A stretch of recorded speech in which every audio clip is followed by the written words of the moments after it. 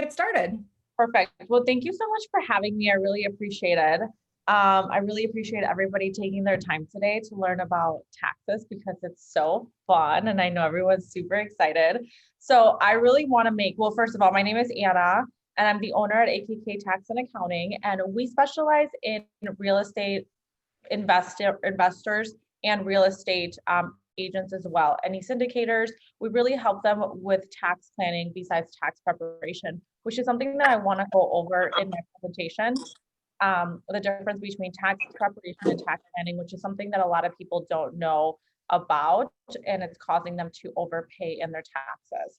So before we get into this, I just want to make sure that you guys, this becomes an interactive presentation. Taxes are already boring, so I want to make it as fun and bring value to you guys as much as possible. So feel free to stop me at any time, ask questions. Again, I think that just brings the most value and it makes it more interesting.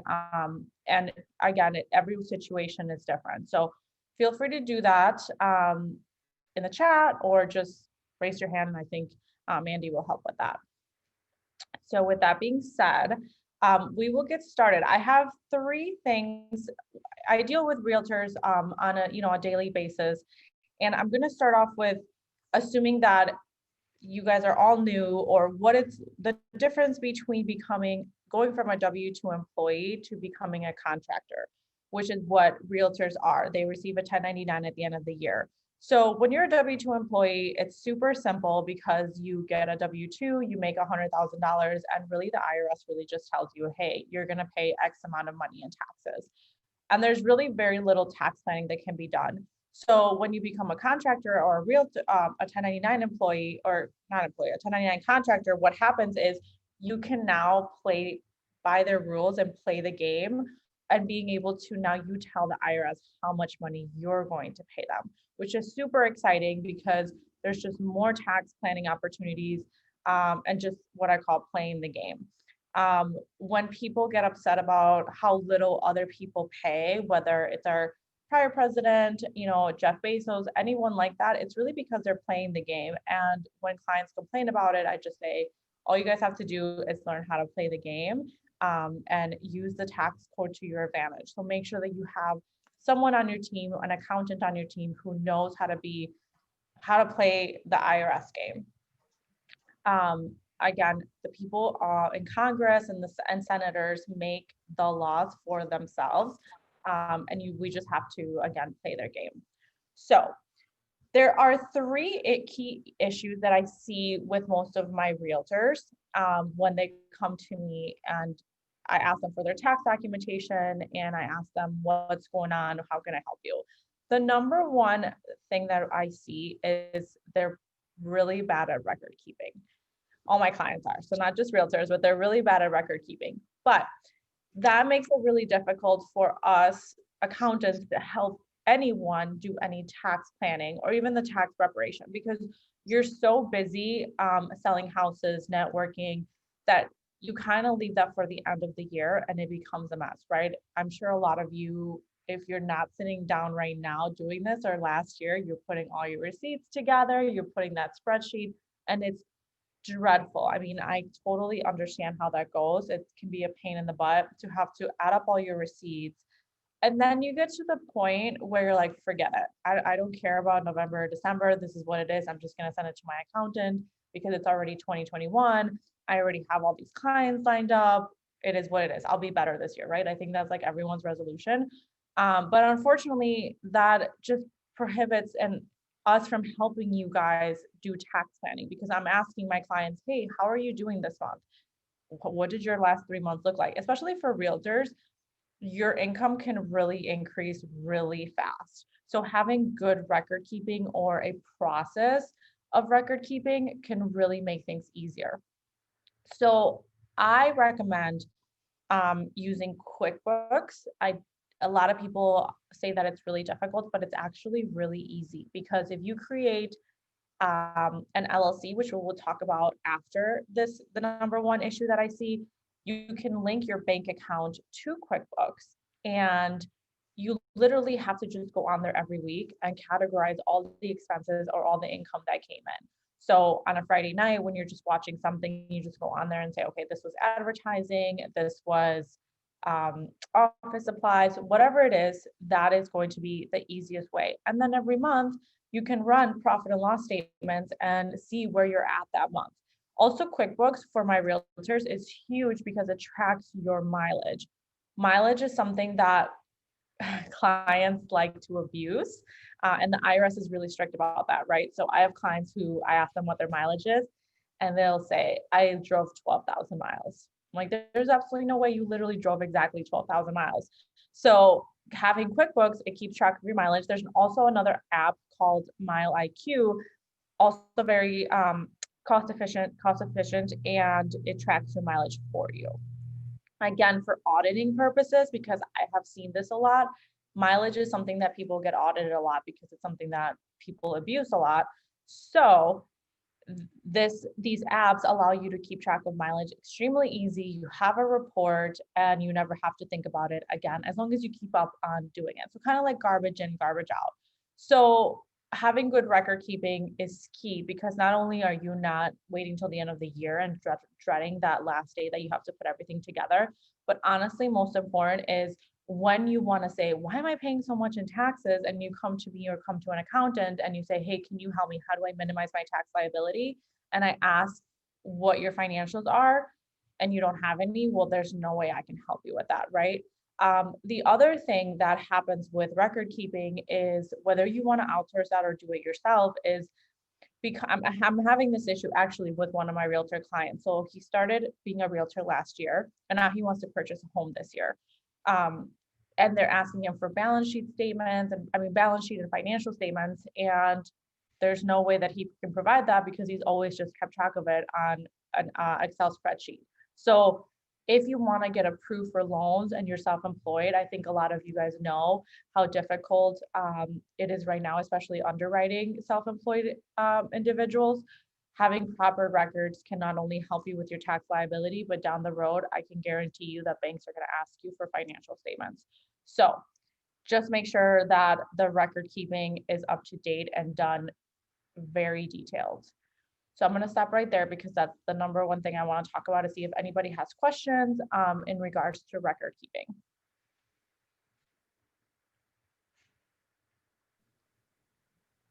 Don't see anything in the chat. Feel free to throw any questions in there, you guys, or just come off mute if you have any questions. Hey, Anna, clarify more on record keeping as it relates to receipt management. And like what is really required? What do you see when people get audited, what they need to be paying attention to? I mean, I think we can go back and I can reconcile bank statements and figure out what my expenses are and all that, but trying to track down the $3.16 that I'd spent at Starbucks is, I think, the hardest part. Talk a little bit about that. Absolutely. Thanks so much, Charlie, for asking that question. That's a really great question. So I think there's a huge misconception that people think that bank statements will suffice as receipts, and that is not true. You need to keep all receipts. I'm like super anal about this because I've been to audits where my clients get audited in meals and entertainment, which is a huge one that people like to abuse, but also a huge one for realtors, right? Because you're taking out prospects, you're networking, so you're using meals and entertainment. So every receipt should be kept. And if you do use QuickBooks, you can take a picture of the receipt and you can just upload it and it'll be there forever, right? Because nobody wants to have a Ziploc bag full of receipts. So every receipt should be kept. And here's a quick tip for receipts for meals and entertainment. In the last audit that I was with the state of Wisconsin, they audited my client for meals and entertainment. And you have to write in the back of the receipt who you were with and what you talked about. So keep that in mind. It's really important. I do that all the time, especially also another fun fact for 2021, meals and entertainment are 100% deductible. If you didn't know, prior to 2021, it was 50%. So now you guys can take me out on dinner dates, on lunch dates, breakfast dates, and it'll be 100% deductible. Not dates, but you know what I mean. Wow. Is that All crazy? right, one other question for you. What do you have any recommendations as the best there's lots of technology to help people manage receipts. Is there an app or something that you recommend that clients to download to manage the receipts? Because I know there's places that, okay, who are you with? What was the purpose? Here, take a picture. Boom, you're done. So Receipt Bank is another one that is great. It is, I think, $10 a month. You take a picture of the receipt and you can add filters that you want it to say. So instead of writing in the back of the receipt, you take the picture and automatically that app will ask you, who are you with? What did you discuss? However, Receipt Bank does not give you profit and loss statements. So that's why I just say, if you just want a one-stop shop kind of app, I would use QuickBooks because it takes the receipts and it creates financial statements for you. Anna, this is Carla Florence. I have one question regarding a credit card. So I have a particular credit card that I use only for real estate. That way I know anything that's on that card, whether it's gifts, meals, entertainment, buying supplies or whatever, it's real estate related. And I typically just follow that. Yes. So going back to the fact that people think that bank statements are, they will suffice in an audit, they won't, because I'm going to be the devil's advocate and just say, okay, so you went to Office Max and spent money. That does not give me any sort of information on what the money was spent on, right? So it's tedious, Carla. Again, the chances of being audited, there isn't really what I can tell you when you will be audited, but just be prepared. But I will tell you again that bank statements, from experience going to audits, those will not suffice at all. Anna, we had a follow-up question from talking about the change to 100% deductibility for meals. Does it include the agent's meal as well as their guest, or just the guest? Good question. It's for both. So it's anytime you're hosting someone. So I want to make a clarification. When I talk about meals, a lot of people think that, oh, well, I stopped at Starbucks on my way to see a client. That's not a deductible expense. You chose to do that. That was not necessary, right? So I see a lot of people going to get gas and then saying like, oh, I'm just going to grab a drink at the gas station. Okay, that's not a necessary expense. But going to take out someone, I know I said a date, but that's what I mean, like on a lunch date for like as a networking, that qualifies. But just stopping somewhere because you're hungry and you forgot your lunch at home, that is not a deductible expense. And then a question from Tammy in the chat as well. Are cell phone expenses deductible? Absolutely. So really great questions on this. Anything related to your business that you can that is necessary, that you can think of like, okay, yes, I did need this for my business, it will be deductible. And for realtors, I mean, I wish I had a list of like, these are the things that are deductible, but the range is huge, right? Because it could be a car is huge for mileage. So cell phone, internet, insurance for your car, a new computer. Great. And then when people are making purchases online, they're not getting a receipt. Would you suggest that they print off the order confirmation, or how would they handle online purchases? I'm assuming maybe like through they're referring to like Facebook, like, or Craigslist, because usually everybody gives a receipt. So I would say, yeah, I would just take a picture of it and just send it to whatever app you're using. And then for the meals, you're saying that includes both food and drink, like alcohol and things like that. Everything is 100%. Correct. Great. Those are all the questions so far in the chat. Okay. If nobody has any other questions about that, we can always come back to this topic. It's not a big deal. Okay, so number 2, people always ask, should I get an LLC? So first, before I go into this, I want to say I'm not an attorney, so definitely consult an attorney for this. But in my opinion, I have clients most of the clients here in Wisconsin, right, Mandy? Correct. Okay, so in Wisconsin, and I just asked that because I have a lot of clients in other states, and in California, to get an LLC is a minimum of $800. So then my answer would be different. But since all of the realtors here are in Milwaukee or in Wisconsin, to get an LLC, with an attorney, which I recommend all the time, do not go to LegalZoom and do it yourself. I always recommend it's probably going to be less than $500. And the annual registration is $26 with the state of Wisconsin. So I have heard and seen horrible stories of people who do not get LLCs. So for all my Milwaukee and Wisconsin clients, I just say it's cost effective, do it. It will save you money in the long run. Not only is it for just liability purposes, especially if you have real investments, right?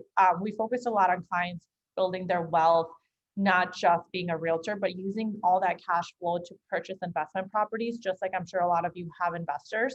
We definitely want to have an LLC. But again, for liability purposes, right? But most of my realtors eventually, I've switched them to an S corporation. So in order to become an S corporation, which I will go into a little bit of a detail because I don't want to bore you with the details, we need to have an LLC established since the beginning. So my recommendation is, one, go talk to an attorney, but two is just get that LLC set up. That allows you to have a totally separate bank account for your business. You can start creating credit report for that business, and it will make for tracking purposes a lot easier. And then when we decide to do some tax planning and I say, hey, Bob, let's make you an S-Corp, your LLC is already established. What are some, Anna, also go into what are some of the other benefits to setting up an LLC and paying yourself as a business, right? I know I've heard in the background too that there's the ability to kind of skirt the self-employment tax. Talk about some of the strategies around why the LLC is important to pay yourself through the LLC. Yes, that's exactly what I was going to go as to the S-Corp. So, and super easy, plain terms, having an LLC, if you don't, let's just start with the LLC. So let's just say you establish an LLC and whatever net income you have on that LLC, you will pay the self-employment tax, which is 15.3%. In addition to, if you're married, whatever your total taxable income is as married, right? So you will pay 15.3% on your net of your LLC in addition to what you and your spouse make. So that can really add up really quickly. So in order to avoid that 15.3, which is your self-employed Social Security and FICA tax, we can't 100% avoid that, right? So what happens is, now this all depends on your situation. We were going to want to say, okay, let me see your numbers. And this is why I say record keeping is key, because I look at when you net between 45 to 50,000, that's when I would take a look at your numbers and probably suggest becoming an S-Corp. So what happens when you become an S-Corp? And you, first of all, you become an employee of your company. So you are now creating W-2 income for yourself. So let's say Charlie is now an employee of Charlie's company. You have a W-2 for yourself. But the biggest thing is the fact that you now on the net income of that S-Corp, you no longer have the 15.3% tax, which is huge because prior you were using you were paying 15.3 on the net. And with an S-Corp, you no longer have to pay the 15.3 on the net. You're only paying it on your payroll. This is a great strategy, but don't everybody go out and become an S-Corp because there's more fees. It has to make sense. So that's why it's really important to have good records so that when you come to us or you come to your CPA, we can make an educated decision on when and if it's a good idea to become an S-Corp. And what would be the reason of why you wouldn't be an S-Corp? So I'm doing this with a client. So she wants to purchase a home and most banks want 2 years of being self-employed. So she has had her LLC for a year. So if I switch her to an S-Corp this year, she has to start those 2 years over.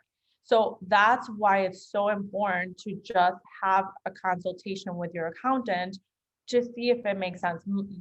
Whatever tax goals I have for you, I need them to align with what your personal goals are, right? I don't want to make you an S-Corp and then you say, oh, well, I was planning on purchasing a home. Well, then I would make you that right now. So it's a really in-depth conversation of when you should become. Again, another one that it doesn't matter, but there are other states that are not S-Corp friendly, like Tennessee. So I have a lot of clients in Tennessee who are realtors.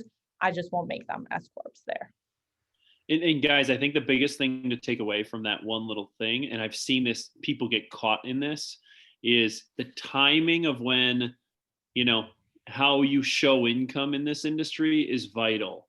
And I've seen people that want to buy a car or they want to buy a house and they get caught in a window where their time either reset or they didn't have enough time from an income standpoint. And making sure, I think the point that Anna's really trying to make is you have to understand what your personal goals are and making sure that your finances in the background in this industry are really buttoned up so that you can achieve your personal goals. Yes, it's super important because people are always come to me and say, oh, I heard that Charlie did this. And it's like, okay, but Charlie's goals are totally different than yours. You really need to talk to your accountant and make sure that your goals align, that you're not doing what Charlie or what Mary is doing, right? Like, what do you want to do, and make sure that it makes sense for you at that moment. I think there's a couple of questions on the chat. I gotcha. So Okay. is there a threshold amount of net annual salary where you should consider becoming an LLC, or should just everyone do it? That's a good question. Again, I think if this is your full-time job, and I would just say, just do it. Again, that's me not being an attorney, but I would just say, just do it. It's so inexpensive. Yeah, I don't see a drawback as to why you wouldn't. Yeah. To become an S-corp, though, the threshold net where it actually makes sense and your return on investment, because when you become an S-corp, there are two different tax returns. So obviously your tax preparation fee goes up. And I will say that if you go with a reputable accountant, what I've done my research here in Wisconsin, the average S-corp return is between minimum starting $1,200, right? So I'm not going to tell you I'm going to save you $500 by becoming an S-corp, but I'm going to charge you $1,200 to make the return. So again, make sure that the savings are far greater than what you're investing with your CPA. Cool. Any more questions on the chat? Nope. Okay, got it. So now that we talked about that, the last thing is, why do you need a CPA and / tax planning? So a lot of clients who go from having a W-2 income to now saying, okay, becoming a realtor can create really great cash flow really fast, right? I think that's why a lot of people get into this, because they love it, but also the cash flow, you can go from 0 to 100 in a month or in 2 months. So when people have their tax returns prepared prior to becoming a realtor, it's through TurboTax, which totally suffices because it's what, $79. You get your return, you get a refund, and you move on with your life, right? So when people start switching to a CPA, and it's a reputable CPA who doesn't just charge you $100, the fees are a lot higher than the $79 that you're paying with TurboTax. So that's when you need to see the value of having a CPA. And this is a perfectly good example of the tax planning. So when clients say, hey, but Bob was charging me 100, and then I look at your return and I say, okay, I'm saving you 10,000. You really were paying Bob $10,700, right? Because you were not getting the tax planning and the tax advice that you are getting from Bob. So tax preparation and tax planning are two totally different things. Tax preparation is just doing your tax return. There's nothing you can do here. Go on your merry way. You owe 10 grand. Tax planning is where we really sit down and say, when is a good time for us to become an S-corp, or what else should you be doing to minimize your tax liability? Again, I go back to people complaining all the time about, wealthy people not paying enough taxes. And it's like, don't be mad at them, be mad at yourself because you don't have a good CPA on your side who's helping you do this. Because the Internal Revenue Code is there for all of us to utilize. It's just you just don't know how to do it, right? So having a CPA who is available, who's in your niche, right? Because if you're manufacturing, the laws are completely different for manufacturing than they are for real estate investors or realtors. So make sure they're in your area of expertise, that you have access to them, and they help you with tax planning.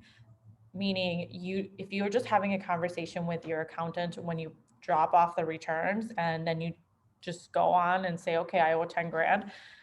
I mean, you're most likely overpaying in taxes if you're not having conversations with your tax advisor, at least I would say once a year is like minimum that you should be having prior to your tax preparation.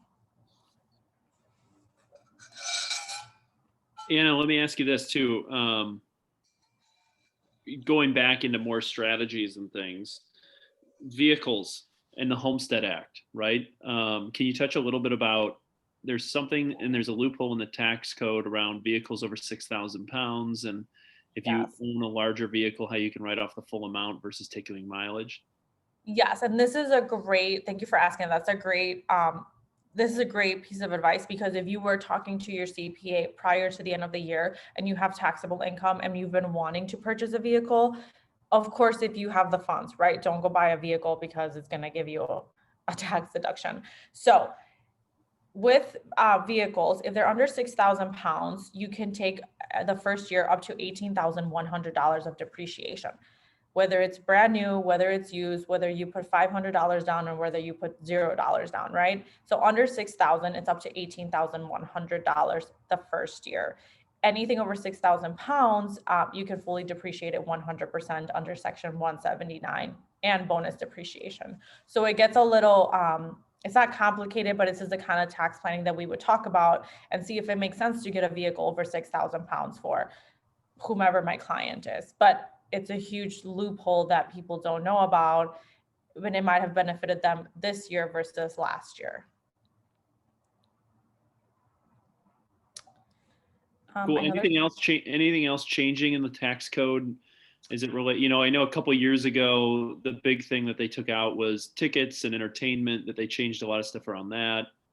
They changed a lot of stuff around club memberships and your ability to write off clubs. Anything you see coming up in either 2020 of prepping season or 21 ahead of, that people either can take advantage of or be aware that they need to stay away from because things are changing? Yeah, so a couple of things. So obviously the meals and entertainment is huge, 100%. Number two is opportunity zone funds. That really relates to more of real estate investors. So if anyone wants me to go into that, I can definitely go into that. But then really a lot of it has changed for real estate investors. So the things that you can do to depreciate versus depreciate versus expense, it really has changed where it gives us more leeway to expense instead of depreciate some assets. But for us, nothing really has changed. The Section 199A is still there. I'll just give you a super quick story or the law of that. So prior to the Tax and Jobs and Cuts Act in 2016, self-employed people had really no deductions, right? So besides obviously the normal deductions. So what happened is they added this Section 199A, which in easy terms, it's a freebie. It's a 20% deduction on whatever your net income is, which is huge for self-employed people. That's set to expire in 2025. We don't know what's going to happen. But last time I was with the IRS about 3 weeks ago, really the biggest changes, you guys, are with payroll and people who got paid who had COVID, who've been affected by COVID. So COVID has really taken over any of the benefits, and obviously it has to. But if you have payroll and you paid people who have been affected through COVID, there are some payroll tax deferrals, and that will help you. But I don't think that applies to any of you. So I just bored you with those details. Let me ask you another question. I'm big into loopholes, right? And how do we save more money? And I know there's another loophole as it relates to many of the people on this call have kids, and making kids employees of your LLC. And, I've heard the example before, if you had to buy the kid a bike, and how you buy the bike through the LLC, and how there's tax savings and strategies involved with having your kids employees of your LLC. Can you talk a little bit about that? Yes. So kids are great because they're a pain in the butt, but if you put them to work, you can definitely get money back for that. So that's how I tell clients. Okay, so if you have kids under the age of 18, you don't necessarily have to put them on payroll. Once they're over 18, it's a totally different, you do put them on payroll. But if they're under 18, what we do is we create a family management company. Don't try to do this on your own. If you don't really know the law, I would not recommend doing this on your own. So let's say you have a business and then you create a family management company, and that family management company is going to bill your business for managing, and that's going to be your kids, right? So if you can pay up to $12,400 per kid. The kid will not have to file a tax return, and it will be an expense to your business, meaning, and you're putting money tax-free into your pocket, right? So what I tell my clients is, yes, you have to create a bank account for your children, but you have access to that. So you do whatever you want with that money, whether it's buy their kid the bike or whatever it is. It's like now you're having a $12,400 expense on your return, which is huge, but you're literally moving it from one pocket to the next and creating an expense. So the children's strategy is really, really great. Once they're over 18, you do have to put them on payroll, and it becomes a little bit different because you have to pay payroll taxes. However, when they're over 18 and they have income, that kind of income, you can put all that money into a 401k or into a IRA. So now you're saving for your kids' college or whatever you want to save, but also that IRA can purchase properties or purchase other assets to create tax-free income for the future. All these tax. What's the minimum age that you can have a child to pay them the $12,400 a year? There isn't really a minimum age. It really depends on the type of business you have and how you can prove that that kid did that kind of work at that age, right? So a lot of clients are like, well, my kid's modeling. I'm like, no, they're not. I don't see them in any of your ads. They're not modeling. So if they're 3 and they really are modeling because you're a realtor, okay, then let's make sure that, we have proof of that. So I give personally, my sweet spot is like 9 and 10, because at 9 and 10, you can make them go and, I don't know, sweep, mailings, whatever, clean up my email, like whatever it is at 9 or 10, they're sort of capable of doing things. It would be, I have not put any of my clients on children to work under the age of 9, unless it's, no, they can't prove it to me. Yeah. The one example someone used with me before is, if you're going to save $12,000 a year for their child's education, future education, you might as well do it through get the double benefit of making an expense to your business, because you're going to save the $12,000 and give it to them anyways. Exactly. And you don't have to give it to them. If you want to just put it on your account and you use it for whatever you want, that's what you do. It's like, you're welcome for living here. I'm paying you, but I want to keep the money, right? Totally. So there's another loophole. So a lot of people don't know about, I'm not a golfer, but apparently there's some like Augusta golf outing somewhere in the States. So someone correct me if I'm wrong. But essentially what happened back in the day, senators had homes in this golf course, right? And they were renting these homes during this golf outing or whatever. And they started lobbying saying, I'll rent you these homes for $5,000, whatever, because they're really expensive, but I don't want to claim it on my taxes.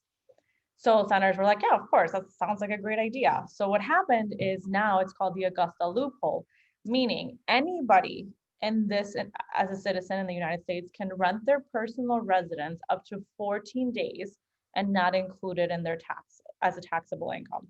So perfectly good example, prior to COVID, the DNC was going to be here, right? So I told my parents, hey, let me give you this loophole, but I got to get some money out of this. I'm like, rent your house. They put it on Airbnb. We're going to rent it for $5,000 a night. I'm like, as long as it's less than 14 days, you don't have to claim it. I'm like, I just need a kickback for this because I'm giving you free tax advice. So a lot of people, so you can rent your home to your company for board meetings, for board meetings, or right now, if you had a company and you have a home office, guess what? You're renting your home office to your company up to 14 days. It's an expense and you don't have to claim it on your taxes. Now, again, these loopholes that I'm telling you does not mean that you can go and run and do your tax return by yourself, because we do have to report it. There's just a section on the IRS Internal Revenue Code that we just enter on there for that not to be taxable. Okay, go back to that idea. Okay, I'm throwing a picnic barbecue, right? It's a client appreciation event.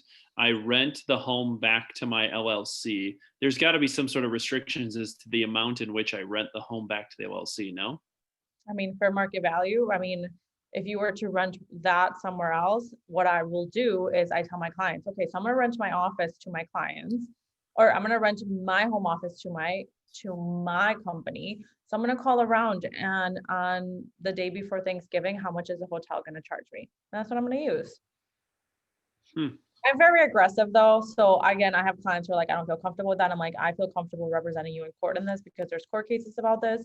So whatever clients think they feel comfortable with, we just need to have paperwork behind it. Okay, but to your question, Charlie, we could say this with anything, right? Let's not be aggressive and say, okay, I'm going to charge $10,000 for a 12 by 12 backyard. But there are ways that we can look out and see what it would cost somewhere else. Got it. What other loophole idea, one other question that came from the chat section, Connie asked, can you expand on car insurance expense? Share any other changes from the IRAs in 2021? So any other things as it relates to car insurance? So with your car, it's just really going to be a percentage. So let's say you work obviously if you have another car, or you're married and your spouse has another car and you use your car 100% for the business, well, then we can 100% deduct the expenses or the mileage. When it comes to cars though, you guys, it's either actual expenses, which includes the depreciation, the section 179 that I just spoke about, or mileage. Most of my realtors are better off with mileage. Mileage means it takes into consideration depreciation and actual expenses. So I think actually this year it went down, the mileage expense, by like 5 cents, right? So I think it's now 57.5. I have to check back on that. So 57 cents per mile. But goes back to my number one issue, record keeping. You need to have really good records, because if the IRS comes back and wants to know your mileage log and you don't have one from 2 years ago, very hard for you to recreate that. So most of my realtors do go with the mileage. What, Anna, let me ask you this, going back to loopholes, because I'm all about trying to save money. I still have my first communion money that I have. All right, so I have kids. We talked about kids. We talked about the Homestead Act and a 6,000 pound car. The Augusta thing was something new to me. I hadn't heard of that.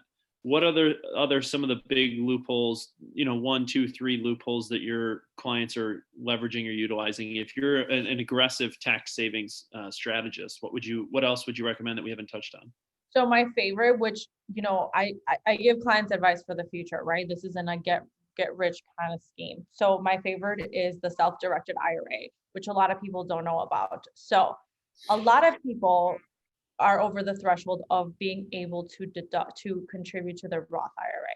So a Roth IRA, you do not get a tax benefit when you invest. Essentially, all of the income goes tax free, which is amazing, because I don't have no idea when I retire what the tax brackets are going to be. So I rather put it in right now and then take it out and not have to pay taxes on it, right? But there's a threshold. So eventually high net worth earners are not allowed to invest in a Roth. So they have to find other ways. So what happens is we do what is called a backdoor Roth IRA. So you invest in a regular IRA and eventually you convert it into a Roth. You do have to pay the taxes, which is fine. Pay them now versus you don't know when it is. You move all that money into your Roth IRA, then that Roth IRA becomes a self-directed IRA. A self-directed IRA means, which your kids can do this as well, means you can now purchase property assets. There's different class of assets, but what I recommend, because as an investor myself, I like to invest in real estate. We purchase investment properties into the Roth IRA. All the income that comes in there just continues to go tax-free. And then when you decide to retire, you take all that money out and it's tax-free. So it's a complicated strategy, and obviously it's for people who have enough cash flow to invest it, and you do have to have a third party administer, and there are fees for this, but my high net worth clients have that just because they know it's for the future. Oh, there is one other tax, actually that was already in 2020. Sorry, someone just asked about donations, but I'll skip that one. So hopefully that's the other one for my high net worth earners. Yeah. Any other loopholes? I've heard of the backdoor Roth too. Yeah. No, that's really like the biggest ones. Again, the opportunity zone funds, that's another one, but that's set to expire expire in 2025. So it's really something that I don't want to get into without knowing, people's numbers, because we don't know what's going to happen in 2025. So those are definitely the biggest ones that we recommend to our clients. Yeah, and then just as a question in the chat section from Frank, what about philanthropic donations? So How those did- are, go ahead. Yeah, go ahead. No. Those are still there. They changed it where in order to itemize, it becomes really difficult for taxpayers to itemize nowadays, because if you're married, it's a standard deduction of 24,600 in 2020. So the only way to get to itemize is by giving donations, which is still there. You can give donations and get a deduction for it if you can get over the 24,400 standard deduction. There was a loophole that came out literally like in November, where you could donate $300 or you can donate more than that, but only $300 would have been able to be deducted on your 2020 return. Like, wow, $300. I mean, I donated, but $300 is not a lot. Let me ask you another good question, follow-up question around IRAs. Comments or thoughts around strategies with utilizing a SEP, right? And correct me if I'm wrong, but I believe the maximum you can contribute to a SEP is $55,000 a year, which ultimately then just reduces your income by $55,000. Am I right on that? Yes, I just did that for a client too. She put in $54,000 was an actual expense to her business. So she was able to write off a $54,000 expense. And of course, then that SEP can be converted into a Roth and then, buy properties into that. So what's best for the client really depends on their situation, right? She clearly had enough cash flow where the 57,000 didn't hurt her. So it really depends on the type of client, how much cash flow they have, and so on. And I know someone asked about a company for the IRA, Carla. I'll send that in the chat. That's who I use personally. They're out of Arizona, and that's all they do, self-directed IRAs.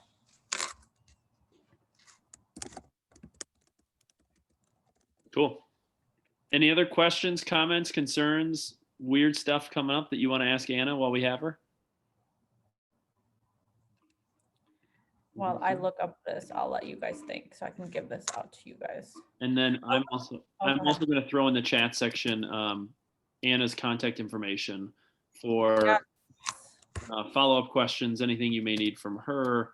If you want tax preparation advice, strategies. And a shameless plug, if you can follow me on Instagram, I'm really trying to get to 10,000 this year. So I'm at 3,500, so I'm almost there. Everybody's got to have a goal in something. Mm-hmm. Cool. I put it in chat back a little bit ago, but this is Kristen. Do you, does the Mile IQ, I use Mile IQ, are those records suffice? Like, I don't need to put in there like where, I mean, I have like, this is for Keller Williams, this is for my real estate investment properties, this like, so I separate those out, but is that all I need to do, or do I need to be even more specific in?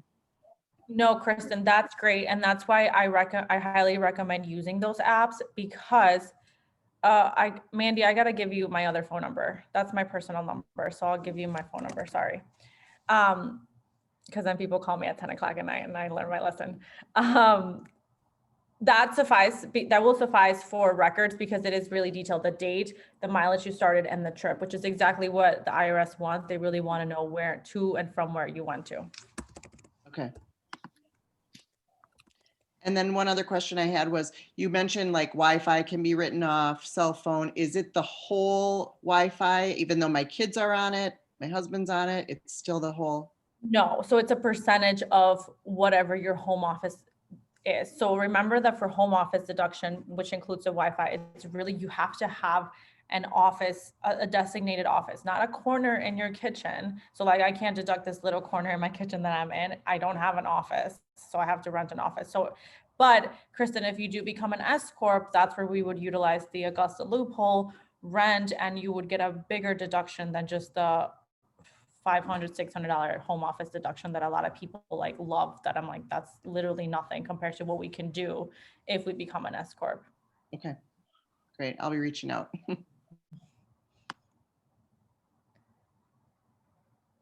Any other questions?